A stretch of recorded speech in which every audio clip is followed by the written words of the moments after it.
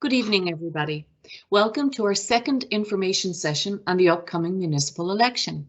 My name is Nadia Power. I'm the Manager for Public Engagement at the RMWB, and it is my pleasure to host this virtual information session.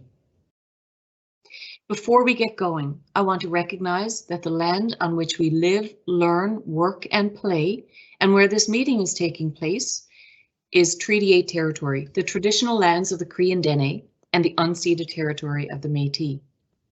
This evening, we're going to be exploring the topic of campaigning, covering everything from a candidate's duties to campaign expenses, contribution limits, disclosure statements, and more. As tonight's meeting is taking place virtually, I want to ask for your patience if we experience any technical problems. We've rehearsed, we've prepared, but as we're live here, anything can happen. So just bear with us. If anything comes up, we'll work to resolve the issues very quickly. Before we get into tonight's topic, I just want to take you through how the evening is going to go and introduce our presenter. Joining me is Darlene Soucy. Darlene is the returning officer with the Department of Legislative Services. In just a moment, I'm going to be asking Darlene to walk us through the campaigning process. She's going to be giving us a solid overview of the information that candidates and potential candidates will need to know about starting their campaign, or campaigning 101, if you will. Immediately following Darlene's presentation, we're going to open the floor to your questions. We're aiming to keep this session here tonight to about a half an hour, but let's see how it goes. If you have more questions, we'll certainly stay on and answer those. Throughout the event, the chat feature is available for you to ask questions, and you can provide feedback as we go. You don't need to wait for the presentation to be over. Anytime you have questions or feedback, you can just include that in the chat. You can also text your questions. We're going to put the number in the chat box in a second. Alana, our producer here this evening, will do that. But you can also text your questions to 780-838-3925. Again, that's 780-838-3925. I'll repeat it a couple of times later throughout the evening. Alana, as I said, our producer here for the evening, she's going to put that into the chat box for you. And we also have supporting us Greg and Nicole from the Communications and Engagement Department. To protect all participants' privacy, your microphones and cameras have been disabled. And you'll also notice that the chat viewing capability has been disabled. Again, this is to protect your privacy.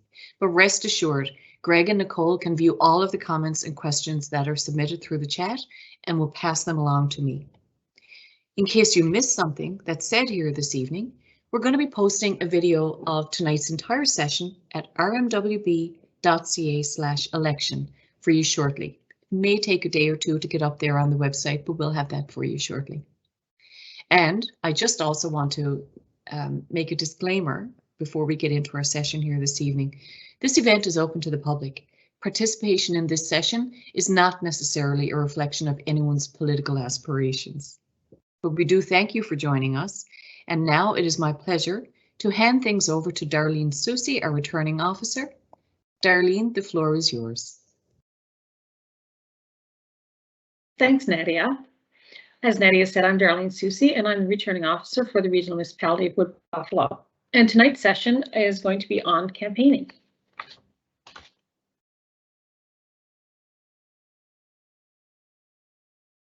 As the returning officer, I'm responsible for conducting the 2021 municipal and school board elections, which take place in October of this year.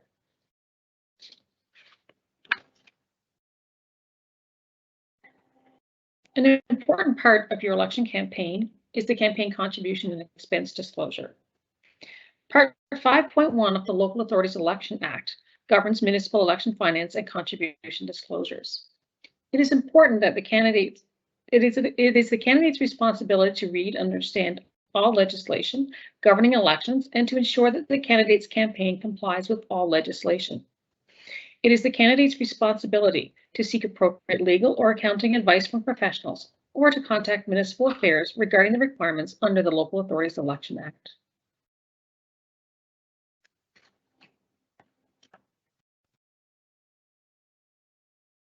The first thing you need to understand is what a campaign contribution is.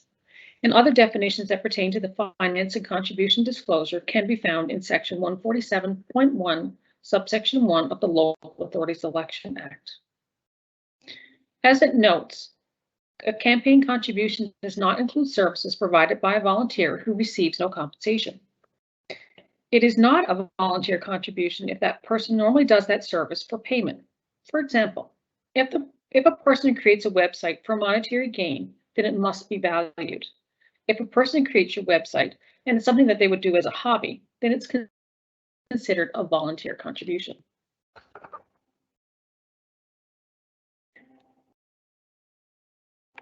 There are limits and on how much can be contributed and who can contribute to your campaign. It is important that a candidate understands the definitions of who may contribute and the limits, as well as the organizations prohibited from contributing. There is no limit on the number of candidates an individual may contribute to. Contributions cannot be accepted from prohibited organizations as defined in the Local Authorities Election Act. This includes corporations, unincorporated organizations, trade unions, or employee organizations, nor can contributions be accepted from a person who normally resides outside of Alberta.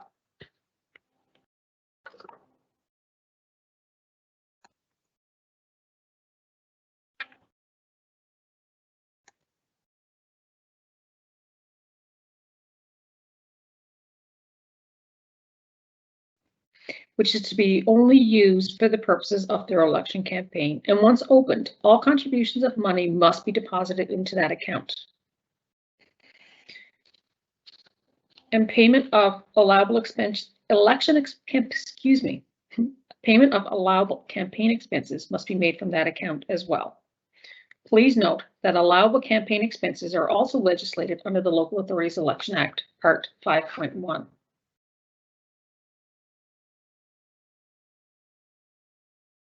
You will see before you a listing of those allowable election campaign expenses that are permitted under the legislation. And please note that these campaign expenses have been updated in the recent amendments to the Local Authorities Election Act.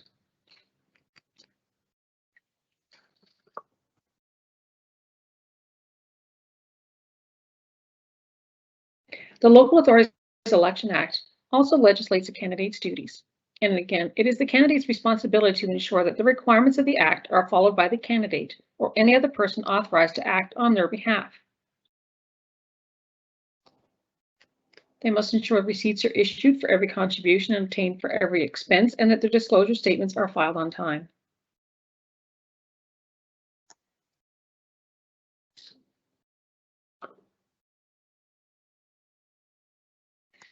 As noted, the candidate must give proper direction to anyone who's working on their behalf. And if there's a campaign contribution received in contravention of the Act, as noted, that contribution must either be returned where possible to the contributor, or if that's not possible, it must be paid to the municipality as soon as the candidate becomes aware of the contravention.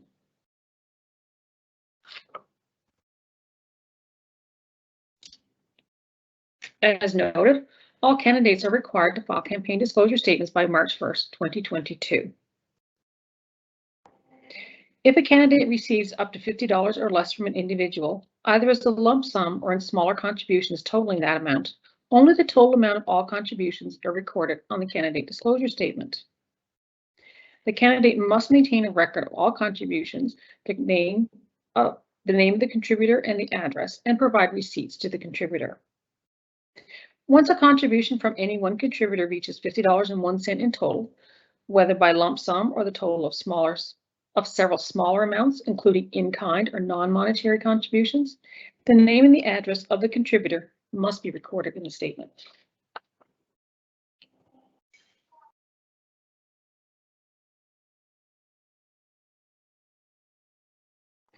Candidates are permitted to host fundraising functions, and the donation portion of the fundraising contributions is subject to contribution limits and disclosure requirements. Candidates must record the net amount received from any fundraising function held on behalf of the candidate. Candidates must record their total expenses and attach an itemized expense report to their disclosure statement. Any surplus held by a candidate from previous campaigns must also be recorded on the statement, as well as any deficit.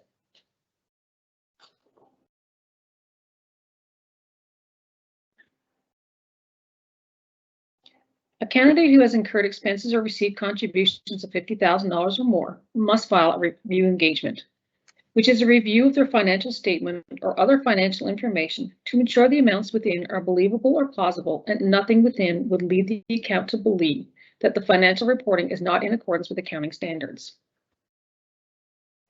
If a candidate fails to file the prescribed statement, that person is guilty of an offense under the Local Authorities Election Act and is not eligible to be nominated for a period of up to 10 years from the date of the offense. If that candidate has been elected to council, the Municipal Government Act states that a councillor is disqualified for failing to file, or if they're no longer eligible to be nominated under the Local Authorities Election Act.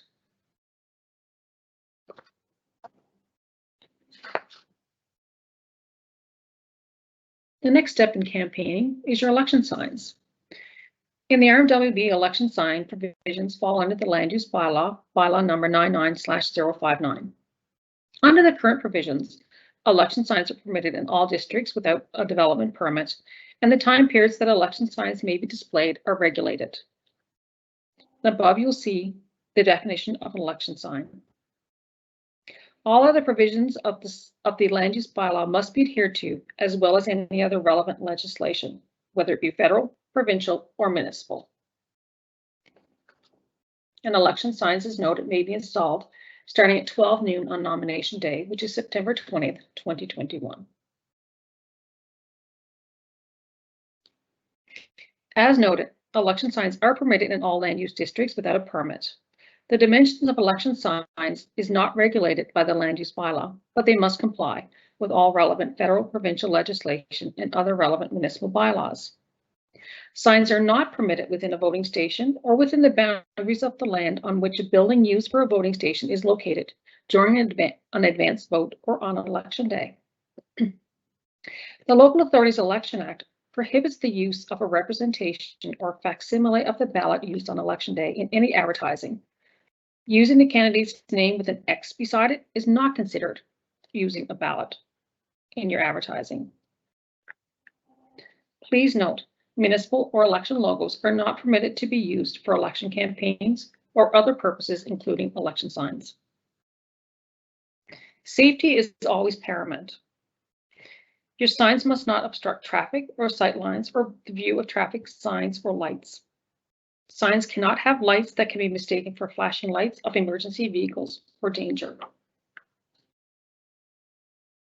When putting up your signs, you should wear a reflective vest.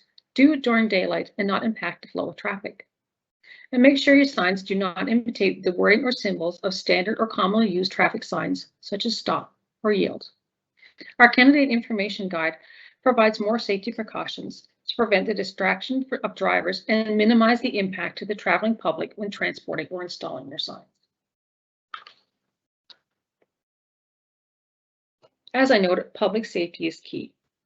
Signs cannot obstruct fire hydrants or emergency vehicle egress, and you should be cautious around areas of public works and construction. If an election sign poses a risk to public safety, has material structural damage, or has been vandalized, the person responsible for the sign will be directed to remove or repair the sign. Signs that pose an immediate and substantial public safety risk, and any sign that has not been removed or repaired as directed, will be removed without notice. And all election signs, including the supporting structures, must be removed by 8 p.m. on October 21st, 2021.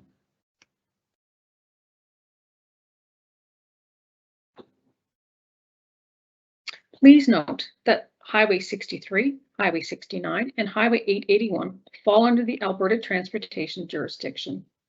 And we've provided you with the information to contact them to find out their rules about election signs on their property.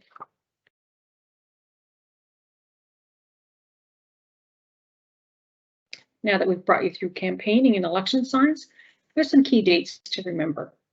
The nomination period runs from January 1st, 2021 until 12 noon on September 20th, 2021. Election day is Monday, October 18th. And our advanced polls will be announced as we get closer to election day. For more information on filing your nomination, please visit our website at rmwb.ca/elections.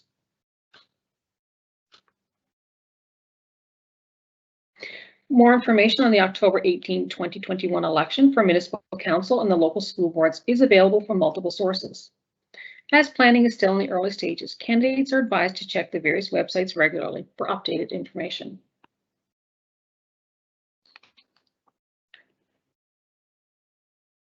I want to thank you for your interest in serving your community, whether it's through municipal council or school board. And as noted by Nadia and through our chat box, we are available to take your questions by text at 780-838-3925. And I want to thank you for joining us. And back to you, Nadia.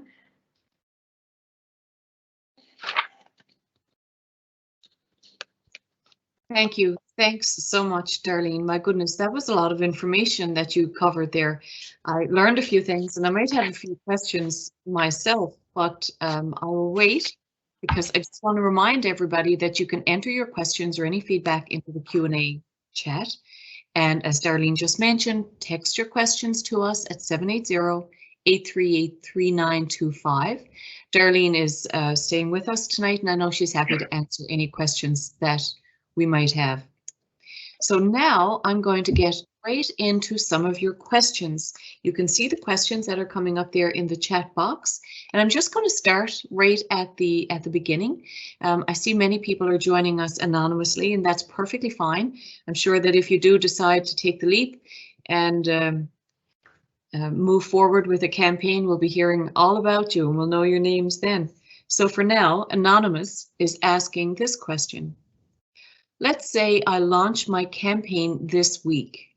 When can I start putting up signs? Darlene.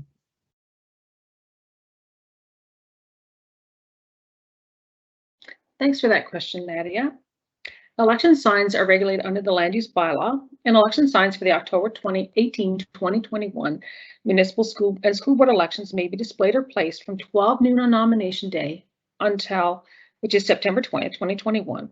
And all signs and support structures must be removed by 8 p.m. on Thursday, October 21st, 2021. Thank you. Thanks, Darlene. I'm going to take this opportunity to just ask a follow-up question, something I was thinking about as you were given the presentation. What happens to signs and sign structures that have not been taken down by candidates by that time on October 21st? Can you tell me? Yes, Nadia, between our bylaw office and our development compliance office, they will contact the candidates who still have signs up and request their removal.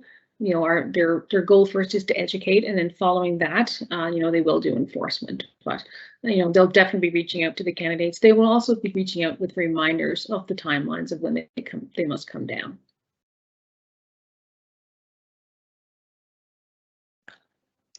Thank you. Thanks for that. I know I just kind of butted into the queue there with a question, but I was wondering about that because I know, I believe I remember in the past, sometimes candidates might save their signs, and if they run in one campaign, they might be choosing to run again later. So this is definitely something that candidates might want to hang on to, regardless of the outcome of an election. Moving right on now to the questions coming in here. The next one is, can I donate to a campaign through my business? Darlene.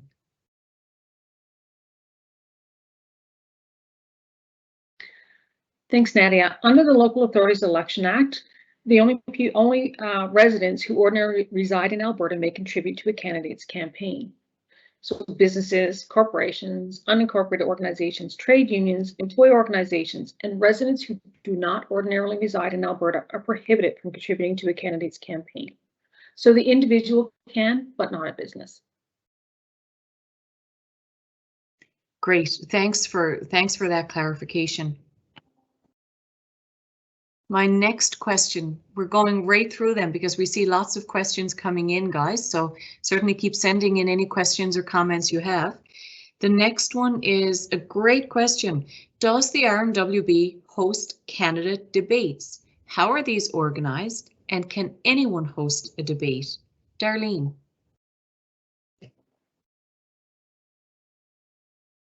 That's a great question, Nadia. The RMWB does not host or organize or participate in candidate debates. We leave that up to any individual or group within the community and within the region to set up a debate or forum, and there are no legislative requirements for hosting such events.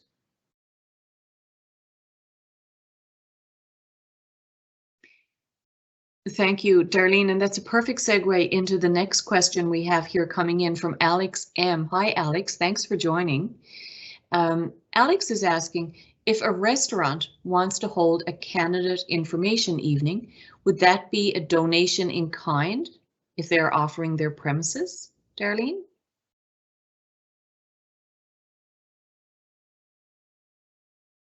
If the restaurant would normally charge rent for hosting an event, then it would be considered a donation. And as I've noticed, businesses cannot donate to your campaign. Only individuals can. So even in-kind donations cannot be done through a business.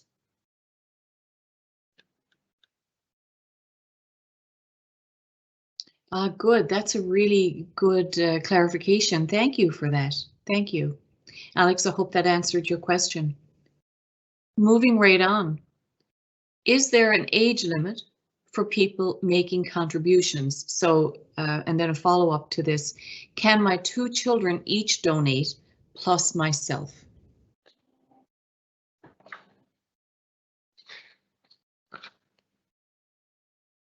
Thanks, Nadia. There is no age limit in the Local Authorities Election Act that's been set for people making contributions.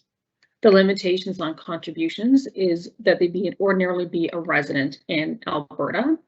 There is a limit on how much a person can contribute to each campaign. An individual may only contribute up to $5,000 to a campaign, but there's no limits on how many candidates they may contribute that maximum number to.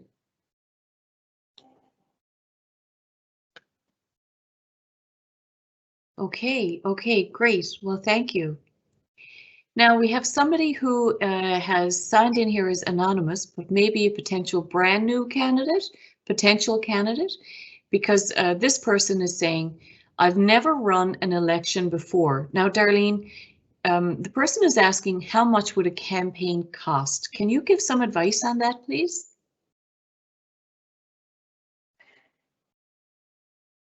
There are no tools or, there's no tools or anything out there to help you estimate on how much a typical campaign will cost. The Local Authorities Election Act requires campaign finance and contribution disclosure for all candidates running for municipal and school board office and governs the contributions, expenses, fundraising, accounting obligations, surpluses, and deficits.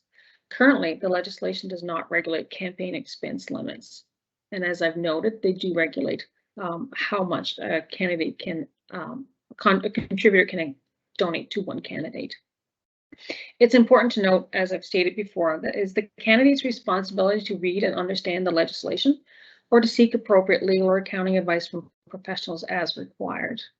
They must ensure that their campaign complies with all the legislation. And Municipal Affairs is available to answer any of their specific questions regarding the legislation. And you can reach them through Municipal Affairs at 780-427-2225. And of course, toll free in Alberta by dialing 310-0000 first. You can ask to speak to a municipal advisor who can assist you with specific questions on interpreting the legislation. Thank you.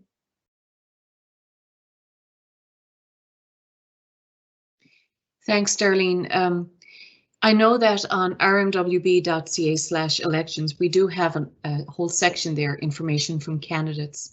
The information that you just provided, where people can find information, and more importantly, where they can contact a municipal advisor to kind of help tease apart the legislation, to help, you know, understand exactly what the legislation is. Can you tell me, is that information also found on our website in rmwb.ca/elections information for candidates? Yes, Nadia, on our website, we have our information guide for candidates, and as well, almost right at the top, well, just below now our events section, we do have the link directly to Municipal Affairs website. So there's quite a few places that candidates can find that information.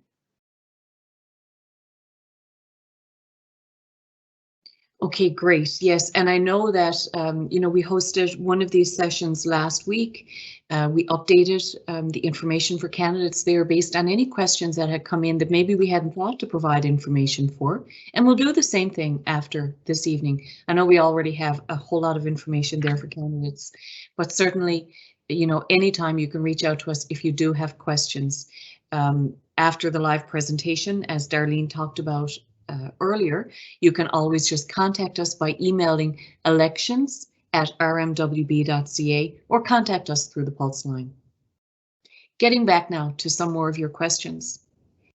I see Alex has a follow-up, another question here, and this is around timing.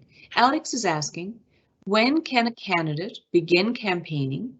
Is there any restrictions on when campaigning can start? Now, Darlene, I think you might have covered some of this already, but would you mind just going back over that again, please? Yes, we did cover it a little bit in our last session. Candidates who have been nominated are able to accept contributions and incur expenses. Anytime after they're nominated, there's no restriction once they're nominated, and we've accepted their nomination, and that's anytime during that campaign period of January 1st to December 31st, 2021. So even though the election is in October, the legislation does allow you that last little bit of time under the financial part of it, to get everything in order and include things up before the end of the year.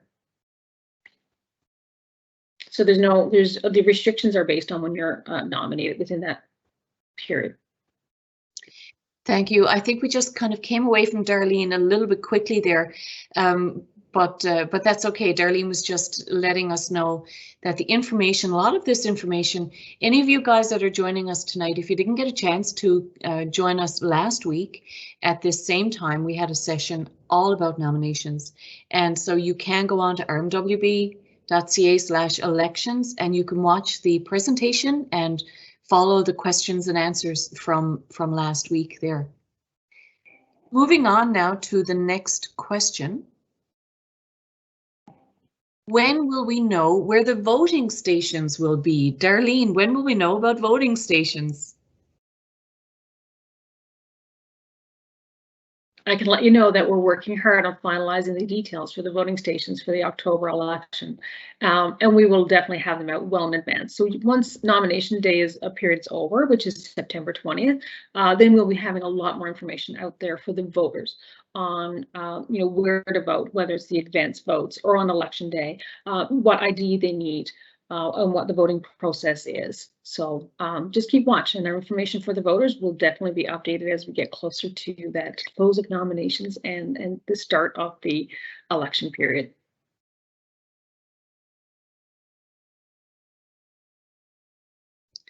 Thanks, Darlene. Yes, I know people will not be able to avoid knowing about the fact that we have an election coming up once we really do get in heavily into campaigning.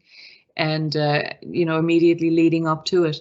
I'm really looking forward to, hopefully by that time, being somewhat more back to what we'll call normal in our polling stations. And I know that that's one of the factors now too, that, we just don't really know what the future has in store. So I know you guys are working on it and we're looking forward to learning where the voting stations are going to be. This next question, when I read it first, it just made me chuckle. It sounds like the kind of house I'd like to live in.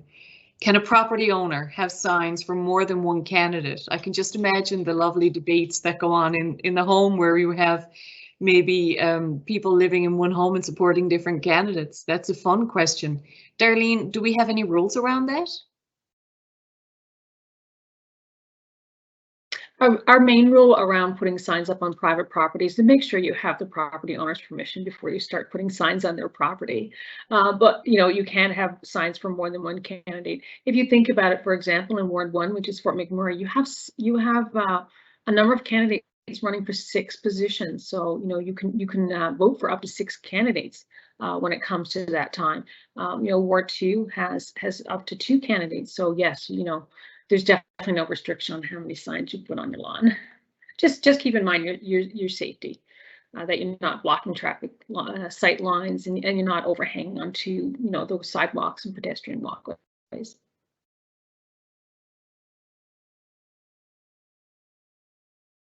Fair enough. Yes, thanks for that, Darlene. Thanks for those good reminders too. This next question that we have coming up is also about signs and location of signs. So this person is asking us, can I put my signs anywhere I like on public property? We just talked about private, but the person is asking, can I put my signs anywhere I like on public property? And what are the rules around this? Please, Darlene.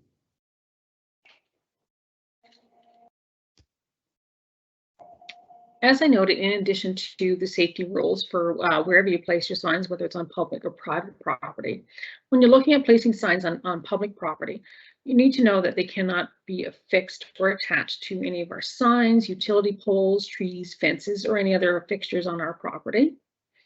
And prior to putting up any election signs, whether it's on private or municipal property, the candidate must provide the municipality with the name and contact information of the person responsible for your signs, whether it's the candidate or you have a campaign manager or a sign manager. Please note that advertising, including signs and campaigning, is not permitted within a voting station or within the boundaries of the land on which a building is used as a voting station on an advanced voting day or election day. And as I noted, Highway 63, 69, and 881 fall under the Alberta Transportation Jurisdiction. So hopefully that answers the question.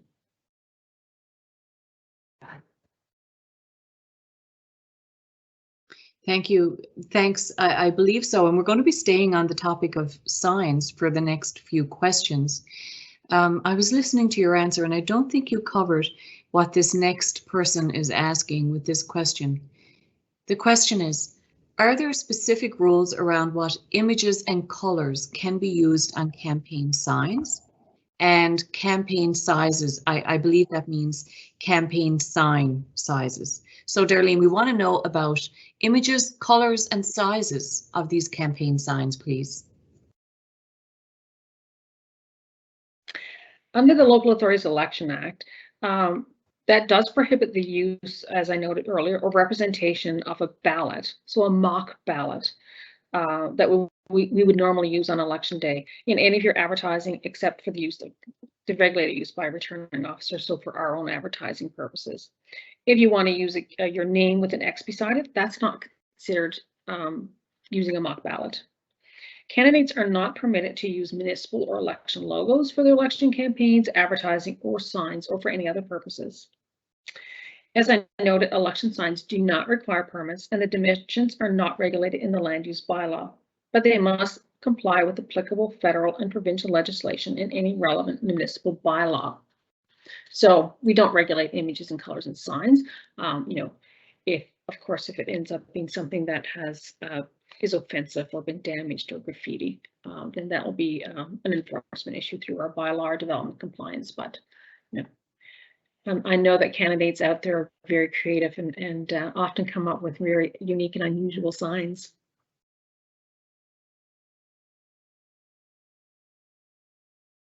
It's one of my very favorite things about election season is seeing the creativity and seeing the signs that are made. The diversity is just really fun to see.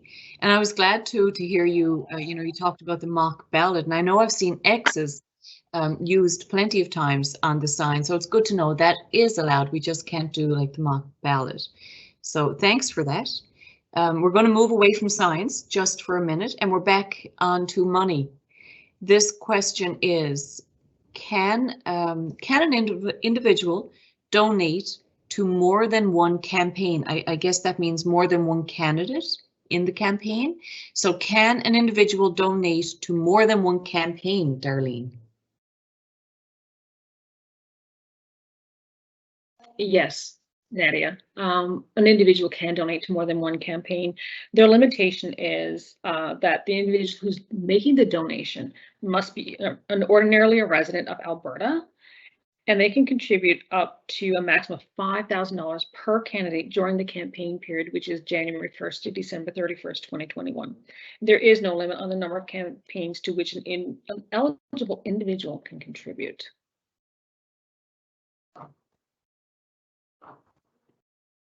That's good to know. So just as we talked about, we can have more than one candidate running in a particular ward, so people can also donate to more than one candidate of their choice. That's really good to know.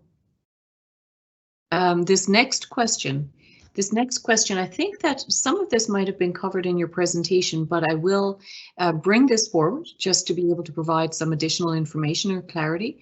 The question is, if I have a surplus of funds at the end of my campaign, do I have to return those or give them to a charity, or can I use them to recoup personal expenses?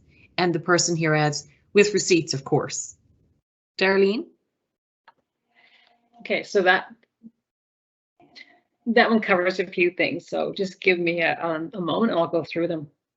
So if a candidate does have a surplus where their contributions exceed their expenses during the campaign period, they must do something with that surplus within 60 days of filing their campaign disclosure statement, and the deadline for filing is March 1st, 2021. Under the legislation, which is the Local Authorities Election Act, if a candidate has a surplus that's less than $1,000, then the candidate has a choice. They may retain the surplus for a future election, or they may donate all or a portion of that surplus to a registered charity. If the candidate has a surplus of more than $1,000, the candidate must donate all or a portion of that to a registered charity. If they're only going to donate a portion to the registered charity, the remaining surplus that they retain must be less than $1,000.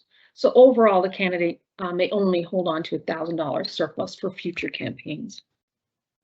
And a candidate who does donate all or a portion of their surplus must file an amended campaign disclosure statement, which confirms that the surplus has been dealt with in accordance to the legislation. And as I noted previously, candidates may only use their campaign contributions, so this would be their surplus that does need to be donated, for campaign expenses that are permitted under the Local Authorities Election Act. And we went through the full listing in our presentation, and that information is also in our candidate information guide. Thank you.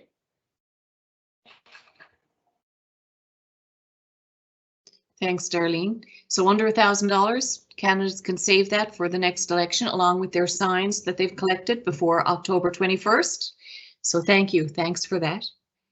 A few more questions still coming in. I love that we're getting so many questions. Thank you, everybody who's joining us on the line. So this next one is, as a candidate, can I hire campaign staff? And then in addition, can family members serve in these roles? So can I hire campaign staff, and can family members be that campaign staff, Darlene? That's a great question, Nadia. And yes, candidates can hire a campaign manager or campaign staff. That's one of the allowable expenses that we kind of covered a little bit previously. So it does state that the payment of remuneration or expenses for a person's services, such as a chief financial officer or any other capacity for your election campaign, including a manager, is permitted. And the legislation doesn't regulate who you hire as a campaign manager or anyone in your campaign staff, right? Candidates just need to remember that whoever is doing the work on their behalf, whether they hire them or they're doing the work as a volunteer, that they must give them proper direction to any person who's authorized to accept or solicit campaign contributions or incur expenses on their behalf.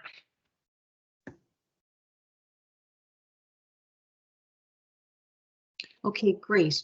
So I'm hearing that yes, you can hire staff, and yes, that can be family. We just need to make sure that they're fully equipped for the work that's involved in being on your campaign staff. The next question, I'm just moving right through these here. Are there any restrictions on the type of, fundraising. So are there any restrictions on the type of fundraising events a candidate can have? For example, could candidates hold a joint fundraiser? What an interesting question, Darlene. That is a very interesting question. It's kind of twofold. So candidates are permitted to host fundraising functions, and the donation portion of the fundraising contributions are subject to limits and disclosure requirements under the Local Authorities Election Act. And the types of fundraising activities or events are not restricted under the legislation. What the legislation does is provide an overview of how the candidate calculates the contribution amount, which would be in one of two ways. They can calculate the contribution amount by determining the difference between the cost of the ticket or the value of the goods and services that the attendee is entitled to receive. Otherwise, there's a calculation that they can use, which is based on the ticket cost. So first of all, the legislation says if the ticket to your event is $50 or less, it is not considered a contribution unless the contributor requests that it be a contribution. The expense amount would be 50% up to a maximum of $25, and you would receipt 50% up to $25. If the ticket cost to your event is $50.01 up to a maximum of $100, the expense amount would be up to the $25, and the contribution and receipted amount would be the balance. The cost of the ticket is $100 or more, then the legislation says you may expense up to 25%, and then your contribution and receipt amount would be the 75% or the difference.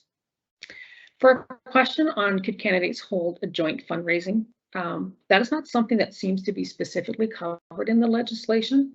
So that would be a question that I would ask that you reach out to Municipal Affairs to get the interpretation on the legislation on that fundraising question. And as we've noted, that where to reach Municipal Affairs is on our website and in our candidate information packages. Sorry, I see that. I think that maybe we missed the last part of that answer, Darlene.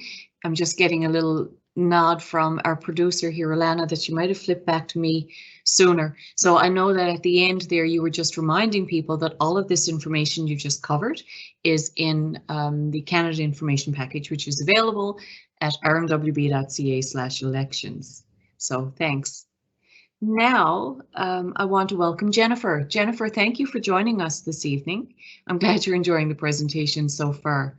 So Jennifer's question, so she says, we've been clear about businesses not being able to provide donations. Are businesses able to share our campaign information, such as having flyers in their window or sharing our page on social media? Darlene. Thanks for the question, Jennifer. Businesses would fall under what's called third-party advertising if they're going to do any advertising on your behalf. And there's very strict rules on how third-party advertising occurs, who's eligible. They also have to follow through a registration process with the municipality, or in the event of a business who is going to take part in third-party advertising in more than 10 municipalities, they will register with the province. And we actually have that information for third-party advertisers on our website, and as well as the links to Municipal Affairs where they could reach out for additional information.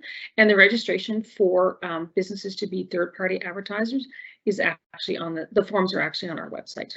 So if they go to our launch page of rmwb.ca/elections, and you'll see information for third-party advertisers. Thank you.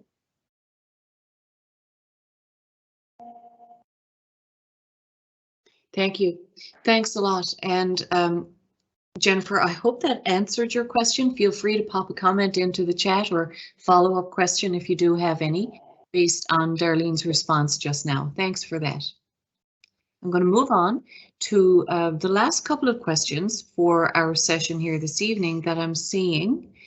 Of course, you know, still, if you have any questions, send them in to us, text them in to us. This next question, how much am I allowed to contribute to a campaign? I'm going to hand that back over to Darlene, please.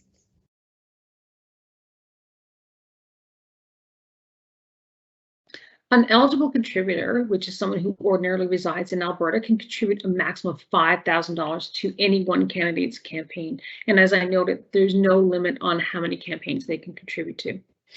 I don't know if I noted it completely earlier. A candidate may contribute a maximum of $10,000 of their own funds to their campaign. So they have a little bit higher limit than just the ordinary resident.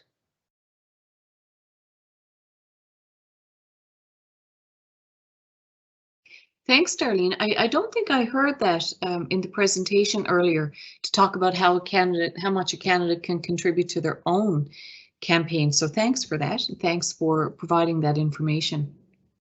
And then another question about donations and contributions. This question is, and Darlene, I believe that this might have been covered in the presentation, but you know what? Some of our attendees may not have been able to join us right at the top of the presentation. So I am going to ask if you could just cover this again, please. The question is, can candidates accept monies from anyone? For example, municipal staff, my child's teacher, family members. Darlene?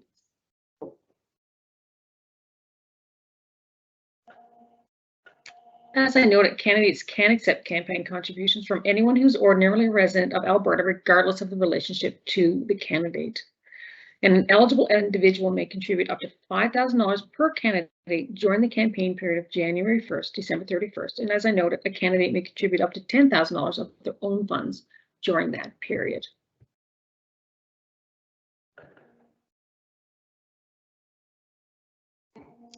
Okay. Okay, well, thank you. Thanks, Darlene. Just a reminder to everybody, it looks like we've come to the end. Oh, no. Good. We have another couple of questions come in here while you were answering that. This is another question about surplus funds. The question is, can they be given to any registered charity, or does it have to be a local charity? What a great question, Darlene.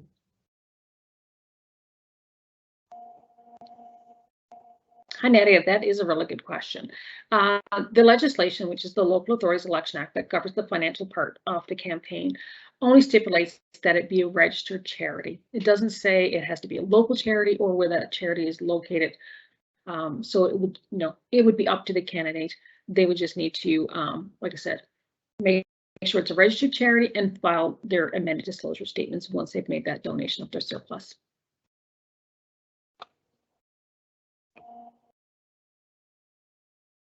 Thank you. Thanks, Darlene. I hadn't even thought about that because we were talking about, what to do with surplus funds and donating anything over $1,000 to charity. So that's a really good clarification. Thanks for that question.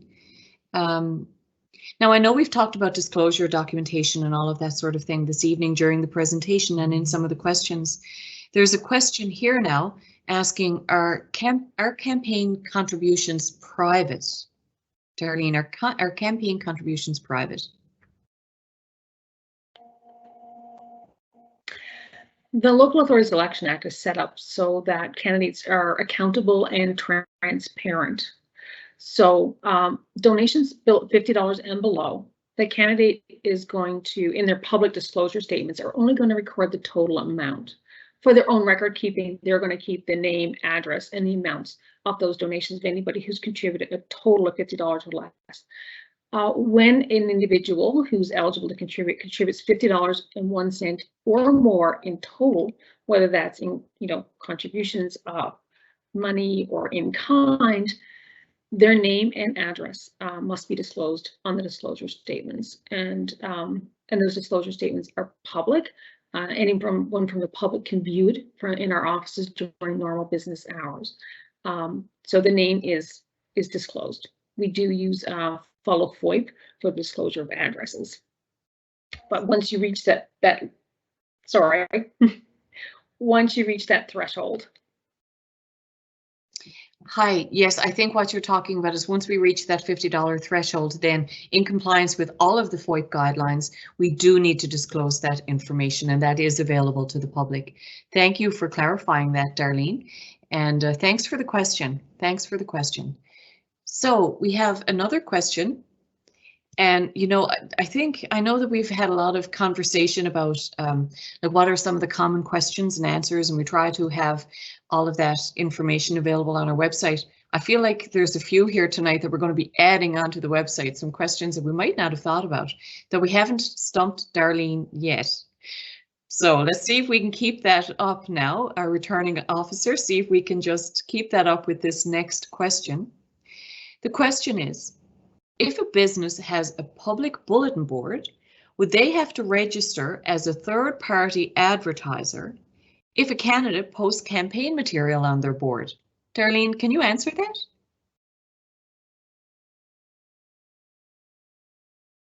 I can partially answer that one, I believe.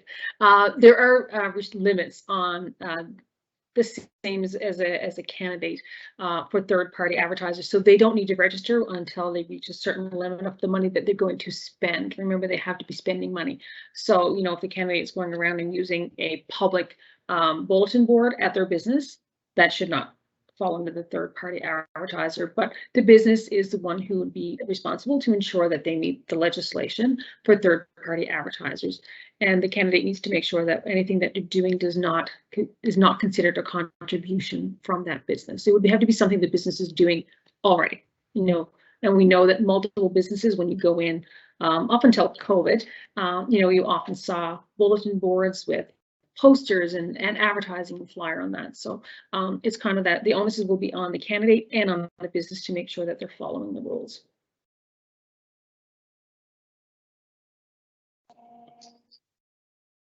Thank you, Darlene. I can tell you've been doing this for a while. It's not your first election. Certainly that was a new question for me, and I've had a few new questions here tonight. I don't see any new questions coming up in our chat. So it looks like, you know, we've come to the end of the questions. We're coming close to the end of our time here this evening. Darlene, but just before we start to wrap up, is there anything else that you'd like to add?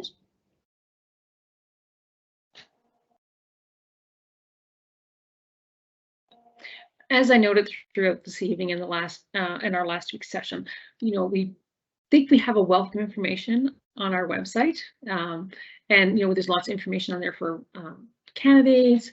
There's information there on third parties. We've also provided links to multiple sources of information within municipal affairs, and they have a wealth of information on their website too. So hopefully we've answered your questions and we've provided the information. As I noted too, information on all the websites, whether it's ours or municipal affairs or Alberta Education for the school board elections, are you know, being updated as we get closer. So I want to remind candidates to, you know, make sure you're checking back. And as we noted, especially for our website, sign up. We do have, you know, you can just sign up and subscribe to our updates, and you know, you will get a lovely email each time there's a change to our website. Just remember, it comes from a no reply, so you might want to check your spam. And I just want to thank everybody who's joined us tonight. It's been awesome to share the information with you.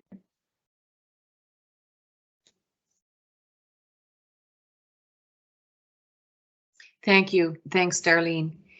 Still not seeing any additional questions come up here in our chat. That brings us to the end of tonight's information session. As Darlene has mentioned, as I've said several times, check out rmwb.ca/elections to learn more about the election, to view the video of tonight's event. That should be posted in a day or two. You can also, if you didn't get a chance to join us last week, you can check out the video from last week's session on the nomination process, and be sure to visit the frequently asked questions section. We're going to be updating those FAQs with anything new that came in here tonight that might not already be there. I also want to encourage you to take a moment, as Darlene had said, you know, it really will be helpful if you're interested, if you're considering becoming a candidate, just to sign up to the election page updates. There is a lot of information there. There's links to other resources that you're going to need to be aware of if you are considering becoming a candidate, or you know, you do go forward as a candidate. There's going to be plenty of information there as new information comes out, and that way you don't have to remember to go back and check and wonder if something new is there. We'll send you an update and you will get that delivered right to you if something changes or there's any new information. So sign up. Now, before we do finish up tonight, thank you, Darlene. Maybe one of these sessions soon we'll be able to find a question that you don't have an answer to, but thank you for taking us through everything that we need to know about campaigns. As well, again, thanks to the municipal staff that's joining me here tonight. Other than Darlene, we also have Alana producing, and Greg and Nicole have been watching all of your questions come in and making sure that they get through to me and that we can have those posed and answered here tonight. But most of all, and most sincerely, I really want to thank, and on behalf of all of us, I want to thank you for choosing to spend your time with us here this evening, for your interest in tonight's session. We're really excited to see all the great questions that you sent in, and we thank you. for taking the time to join us. And with that, I would like to say a very fond good night to everybody. Have a lovely evening. Thank you.